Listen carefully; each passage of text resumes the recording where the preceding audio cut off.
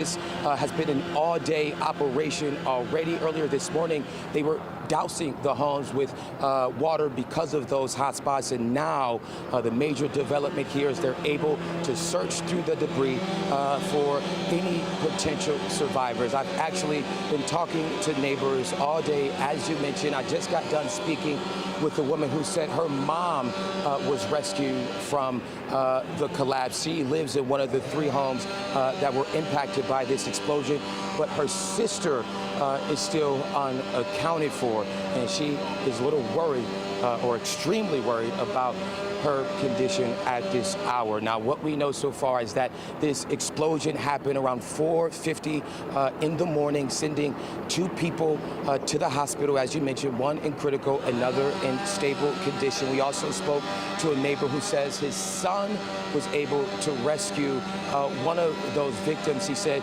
when he came outside after being waken up by this explosion, he heard a woman pleading and screaming for help. And once his son and another neighbor pulled that woman from the rubble, he saw that she was suffering from 3rd-degree burns. She was one of the victims that was transported to the hospital, but at this hour, we do not know how many people were inside of these 3 homes, which is why you see now this operation continues with firefighters, including that search and rescue dog that we saw earlier this morning, searching through this rubble. A major development here, but neighbors have continued to tell me what they heard and what they saw, what they felt earlier this morning when this explosion first happened. Neighbors telling me it heard, or I should say, it sounded like a bomb. So you can just imagine being in this neighborhood this morning when this happened.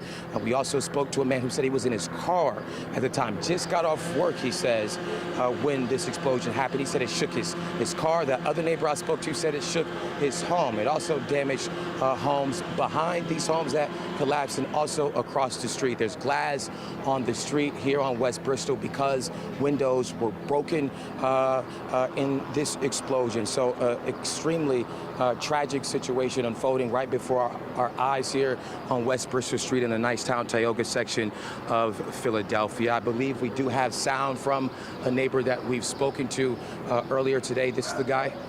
Excuse me, we did have that sound, but not right now. But again, that neighbor told me that he just got off work. This was around 4:40, 4:50 in the morning when he was in his car when it shook because of this explosion. Again, another neighbor, just to repeat, another neighbor told me that he came outside and his son and himself heard a woman screaming, pleading for help while these homes had collapsed and were on fire, and his son and another neighbor were able to rescue that woman, pull her from that rubble. He said that she was suffering what he believed to be was 3rd-degree burns. She and another woman is now recovering in the hospital. But again, what you're seeing right now is an active search. Now that the hot spots have been put out here at the homes, it's an active search underway.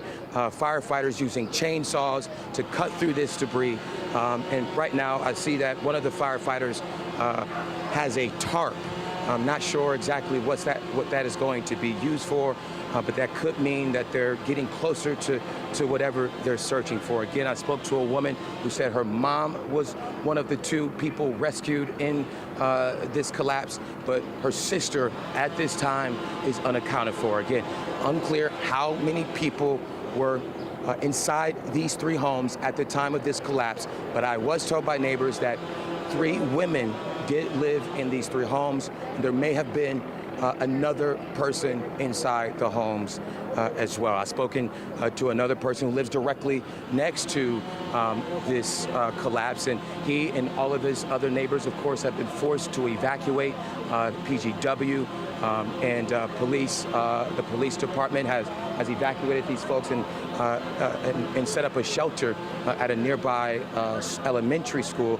I believe maybe more than 2 dozen. I just went to the shelter. About more than 2 dozen people are receiving help and resources from the American Red Cross and the Salvation Army at this hour. But again, what you're seeing is a live look of West Bristol Street here in Nicetown-Tioga section of Philadelphia. You see about a half dozen, if not more, firefighters now in the debris, in the rubble, searching through it, using a chainsaw, removing everything they possibly can to get deeper into this rubble to find any potential survivors at this hour. There are some folks still unaccounted for. Again, I spoke to a neighbor who said her sister is still unaccounted for, and you can imagine how she's feeling tonight. But her mom, luckily, was rescued and pulled from the rubble, and she is recovering in a hospital along with another woman. But again, this is just a tragic situation unfolding here on West Bristol Street in the Nicetown-Tioga section of Philadelphia. An unbelievable morning for the people who live here on West Bristol Street. Everyone is just saying a prayer for those who are still unaccounted for and those who have been impacted by this collapse and explosion. Just an unbelievable, tragic situation that's unfolding. But firefighters, as you see, are now able to get into those homes, dig through that rubble, and find and search for any potential survivors. This is going to be an all-day effort, an all-day operation, and I'm told will take some time. But at this hour, search and rescue efforts are underway, and hopefully we can get an update as soon as they can. Guys, back to you. Just some devastating images out there in Nicetown-Tioga and really terrifying accounts of what happened there this morning. Ray, thanks so much for bringing us that update.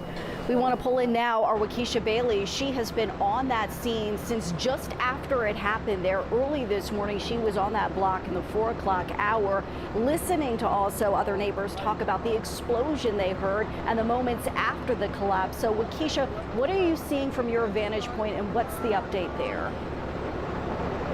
Yeah, good morning, Jan. Just as you heard Ray said, just so unfortunate for like all of these neighbors. Right now, this has been the scene that we've been watching all morning.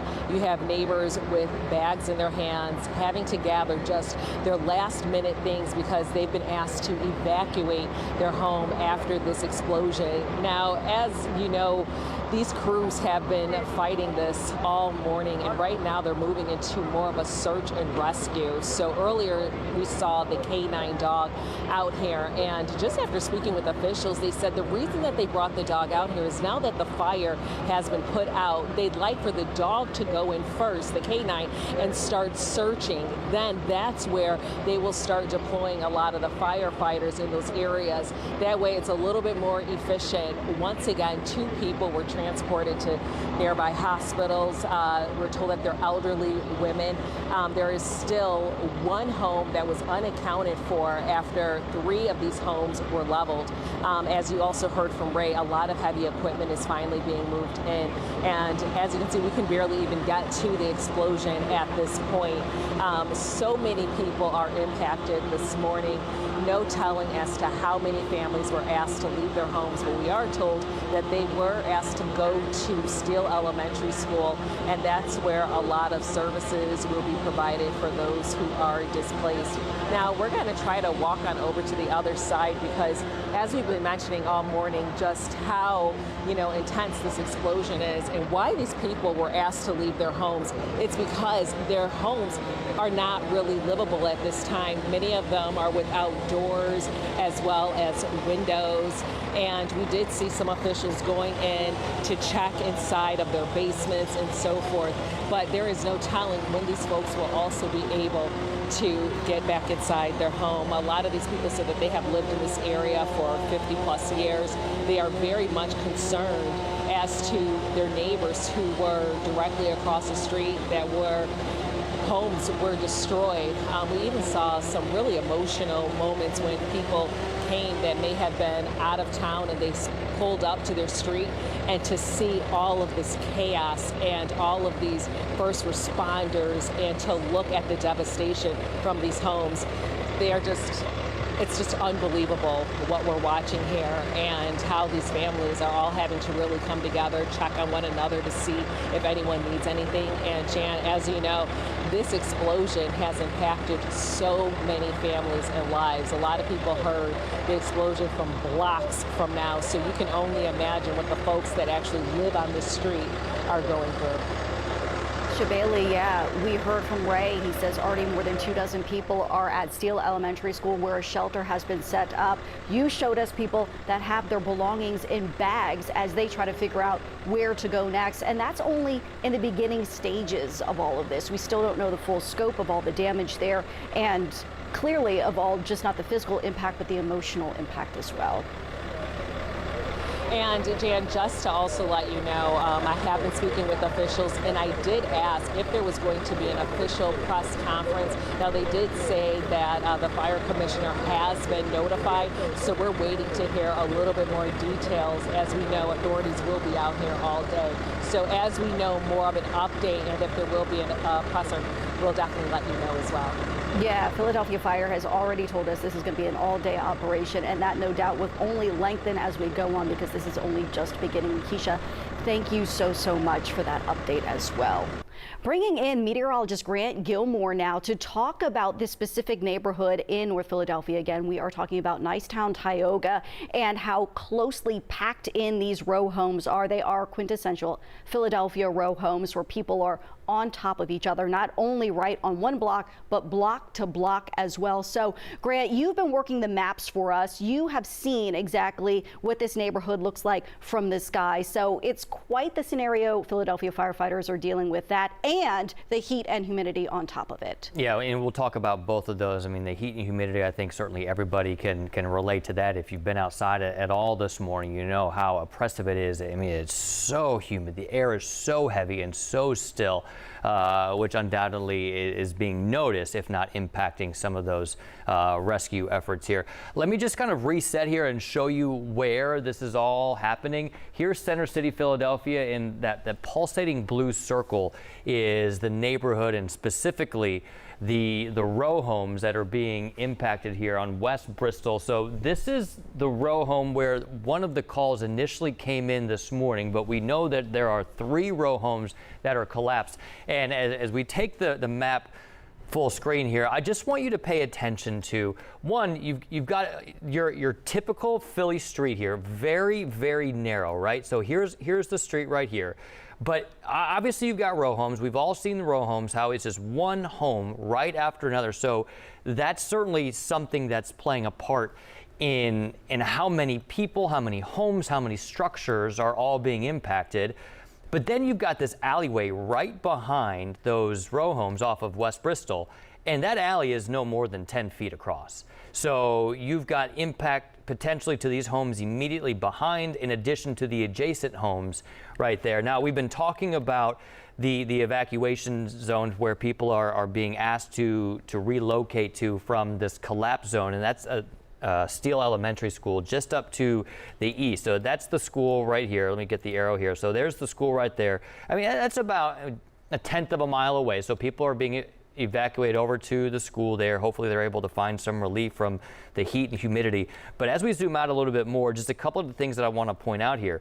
You've got Route 1, right? So that is just to the north, about a 1/4 mile away. People may be driving by. You're certainly seeing all the activity going on there. I mean, this is such a densely populated part of Philadelphia. This right here is a SEPTA yard where just a couple of weeks ago there was a SEPTA bus fire, not because I think all of these were decommissioned buses, but still there was a big fire. You just talk about the impact to the community.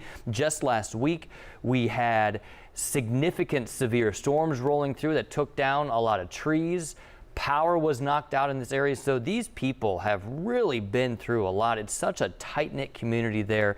And the people that are on the street were saying, you know, of course, these are our homes. This is where we come home to every single day. And these are our neighbors that we say good morning to and good evening to every single day. So, you know, that just gives some perspective to how close those row homes are. It's a typical pre-World War II type of neighborhood there. So these neighborhoods have been here for a long time, and no doubt the people that live there have been there for a long time too. I want to talk briefly about the humidity. Noticeably warmer. It's a good 10 to 15 degrees warmer than yesterday morning, so the firefighters out there are having to deal with the heat, but the humidity is making it feel even more uncomfortable. Feels like temperatures in Philadelphia, or at least at the airport, are 89 degrees. I was looking at some of the weather stations near where this collapse occurred, and this is just to the west. So once again, highlighting the area there with the blue circle for where this is happening, where the collapse occurred. Just to the west, about a 1/4 of a mile away, we have a weather station that's right along Kelly Drive. It's actually in the East Falls neighborhood, and it's reporting a temperature right now around 80 degrees, 85 degrees. And I only point that out because It's hot, it's humid, and these firefighters, they're wearing all of their gear, they're battling those conditions, and we've been told that they are taking their necessary breaks to make sure that they can continue to fight the conditions out there, to try to find survivors if there are any within the collapsed building, and they'll hopefully continue to be able to manage these conditions, because with that blazing sun, it's only going to continue to get hotter and more uncomfortable. One thing I have noticed, though, at least because this is such an old part of the city, it's one of the parts of the city where not much has changed along those blocks, and the trees are actually providing some nice shade and a nice canopy there for people to be able to seek some relief from the heat and humidity. But once again, I mean, we're looking at building heat and temperatures as we go into the afternoon. Temperatures are going to peak around 90 degrees this afternoon. I'll move this over just a little bit there so you can see where we are. And I'll go back to just a zoomed out look to look at where all of this is occurring again. This is in the north part of the city. It's about 3 or 4 miles away from Center City, Philadelphia. So if you're familiar with Center City, maybe you come into the city frequently, this is where this is occurring, about 3 or 4 miles north there in the Nicetown section of Philadelphia. There on that streak of the 3400 block, is that what we're saying, Jan? The 3400 block of 1900 block of West Bristol Street there, and several row homes being impacted. Last we heard 10 row homes impacted there, and you can see why, right? With that, how many, the whole street itself is about 1/10 of a mile long. So you're talking about several row homes there right next to each other and immediately behind next to, and then you start looking at the impact to all the vehicles that are parked on that very narrow street. So several impacts to this, and that's just the immediate physical impact. Obviously, we've got the people and the lives and and everything from there. So Jan, we'll get some things back over to you, but I mean, those row homes are close together. They're really close together. Yeah, it really is devastating. And you mentioned this earlier too, Grant, that we're only beginning to understand the impact. You mentioned 10 row homes impacted by this, 3 of them collapsed, but we really don't know at this point how many will be impacted. Those numbers only preliminary and will of course be changing, no doubt, throughout the day and in the days to come. Grant, thanks so much. CBS News Philadelphia has been on the scene there in Nicetown-Tioga since just after this explosion and collapse happened. Our Waukesha Bailey was able to talk to Executive Officer Daniel McCarty, who tells us some neighbors were evacuated out of precaution. He says crews are monitoring the buildings in that neighborhood in case there are any signs of further collapse. Take a listen. Making sure that the stability of their houses potentially is hazardous to them. The ones that we had to evacuate, there was no choice, just because of there could be secondary collapses that we did see on all around the primary dwelling. So with that, we go door to door assisting, but also if L&I deems it's unsafe, we get people out of that properly and assist them, evacuating them, and get them resources. And once again, this is a still developing story. You are taking a look at Chopper 3 live over this scene as first responders there go through the rubble piece by piece, looking for any potential survivors that may be trapped. At this time, we know 2 women were taken from that rubble early this morning to local hospitals for treatment. An 82-year-old woman and a 63-year-old woman who were trapped and taken, one in serious condition, the other in stable condition. We have seen firefighters first put out the flames and now start going through that rubble piece by piece. We saw a canine searching the rubble first. Our Waukesha Bailey mentioned that allowed firefighters to zero in on an area, and then they are going through with chainsaws and their hands at this hour as this search and rescue operation only continues. We want to head out now to our reporter, Ray Strickland. He has been there on the scene for hours as well, talking to neighbors. Some really devastating accounts he is being told this morning about people still waiting to hear from loved ones. What's the latest with you, Ray? Well, the latest, I just got done speaking to a woman who says her mom was one of the 2 women who was transported to the hospital after this collapse and explosion. But right now, her sister remains unaccounted for. And as you can imagine how she's feeling, she's very anxious and nervous about what news she's going to get when firefighters get through and continue to dig through this rubble. I'm going to step out of the way so you can get a look at the active search and rescue efforts that are underway as we speak. You mentioned using chainsaws through this wreck and find any potential survivors. As we said, one person, at least one person, is unaccounted for right now, and I spoke to a woman who says it is. So now I also spoke to other neighbors, folks who told me that they were awakened to what sounded like a bomb this morning, and of course when they came outside, they saw homes on fire, homes that have collapsed, and homes that have been reduced to rubble. We spoke to a man who said his son and another neighbor, when they came outside, heard screaming and yelling, a woman pleading for help. It's believed to be one of the 2 women who was transported to the hospital. That man's son and that neighbor rescued that woman, pulled her from the rubble, and he said that it appeared that that woman was suffering from 3rd-degree burns. He said this is just a sad day in Philadelphia. And unlike anything he's ever seen. This explosion damaged several homes, not just the 3 that collapsed, but several homes on this street and on other streets. The blast radius seemed to be maybe 2 to 3 blocks. It busted windows, damaged cars that were nearby, and also, of course, destroyed the homes that we're looking at right now. We also spoke to another man who said that he was in the car at the time of this explosion that happened.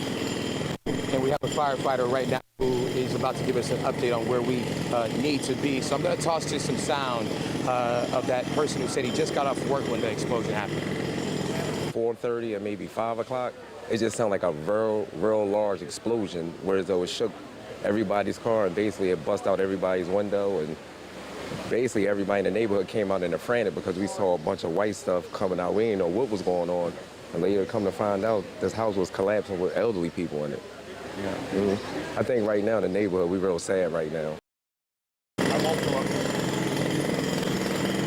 And we're back here live on West Bristol Street where this active search and rescue is underway. And a potential major development here, we believe that the fire department has found something in the rubble. We won't speculate as to what, and hopefully we do get an update as soon as officials can. But again, active search and rescue, and that firefighter that I mentioned earlier, he was coming over to tell us to not show what they're searching for right now because of what our viewers will potentially see. But again, an active search and rescue effort, and we should know more about exactly what was found here. So guys, we'll be able to give you that update as soon as we know. But I'll send it back to you for now. An absolutely devastating situation and a delicate one for firefighters and first responders as they search through that rubble this morning. Ray Strickland reporting live for us from Nicetown-Tioga. Ray, thanks so much. Want to bring in meteorologist Grant Gilmore now. He has been tracking not only our forecast, but also the conditions that those first responders are battling. You know, you said this earlier, Grant, those firefighters are trained to deal with extreme cold, extreme heat, but it is still uncomfortable for them at this hour. You know, trained to deal with it, but that's not necessarily in the way that you would think about it. It's the way they take their shifts, and they switch out. They have water or other fluids on hand to make sure that they're staying hydrated, to make sure that they can continue this search and rescue effort as efficiently and as effectively as possible. So if you see a firefighter standing off to the side not doing anything, that may be part of that rotation work that they need to do in order to make sure that they're able to continue continuously for as long as necessary with that. And here's why. I mean, it's nice outside from a view standpoint. You're looking at mostly sunny skies, but there is that haze in the air, that summer haze, and that's giving a lot of heat and humidity to the area. Pulling up our temperatures now, these are from the top of the hour. Temperatures around 84 degrees in Philadelphia right now. You're looking at the Lehigh Valley now, where temperatures have just cracked into the 80s. We're in the low 80s right now.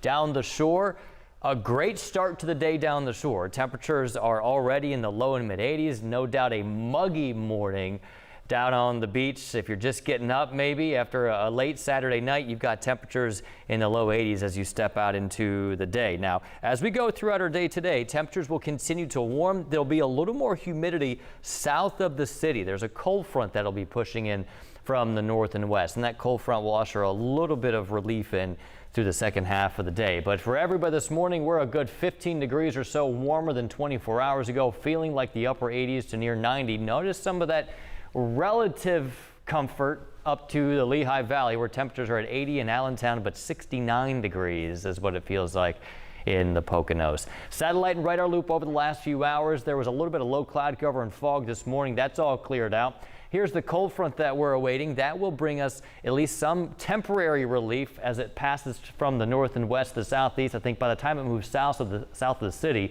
we could find a couple of isolated showers or thunderstorms, most likely down the shore. So if you are staying down the shore for tonight, not going back into the city until tomorrow or heading back, just know later this afternoon into the evening, we could find some showers and storms rolling in from the north and west. Same thing there across South Jersey into Delaware. I think most of the city and points north should be rain free today. The front does not just sweep through and clear out the area. It actually lifts back to the north as a warm front tomorrow, and that will bring back more heat and humidity tomorrow afternoon. Scattered afternoon showers and storms look to be in the cards for us again tomorrow, but a greater threat for storms is going to come from this approaching cold front from the west as we go into Tuesday. It'll be well out to the west Tuesday morning, so no worries Tuesday morning. But as we go into Tuesday evening, watch this line of showers and thunderstorms developing right out ahead of that cold front.